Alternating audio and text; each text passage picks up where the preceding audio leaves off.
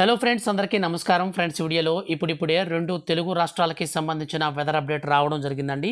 వీడియోలోకి వెళ్ళి పూర్తి వివరాలు కనుక చూసుకున్నట్లయితే వాతావరణ శాఖ ఏపీకి మరోసారి ఆరెంజ్ అలర్ట్ను జారీ చేసింది. నైరుతి బంగాళాఖాతంలో ఉపరితల ఆవర్తనం ఏర్పడిందని, సముద్రం నుంచి తమిళనాడుతో పాటుగా పరిసర ప్రాంతాలపైకి అనగా తూర్పు గాలులు వీస్తున్నాయని, మన యొక్క కోస్తా, రాయలసీమ, దక్షిణ కోస్తా ప్రాంతాలలో భారీ నుంచి అతి భారీ వర్షాలు కురిసే అవకాశం ఉందని వాతావరణ శాఖ తెలిపింది.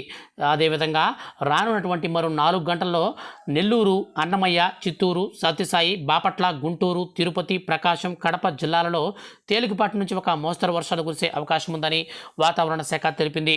రాష్ట్రం పైకి వీస్తున్న పొడిగాలులతో కోస్తా, రాయలసీమ ఏజెన్సీ ప్రాంతాలలో, శివారు ప్రాంతాలలో చలి పంజా రాత్రి ఉష్ణోగ్రతలు సాధారణంగా కంటే 1-2 డిగ్రీలు తక్కువగా ఏర్పడే అవకాశం ఉన్నట్లు వాతావరణ శాఖ తెలిపింది.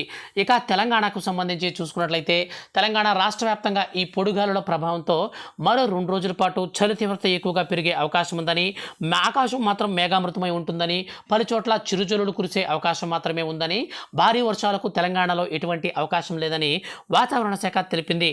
సో ఫ్రెండ్స్, ఇదండి ఇవాల్టి 2 తెలుగు రాష్ట్రాలకి సంబంధించిన వెదర్ అప్డేట్. వీడియో నచ్చితే లైక్ చేసి మన ఛానల్ని సబ్స్క్రైబ్ చేసుకోండి. Thank you for watching.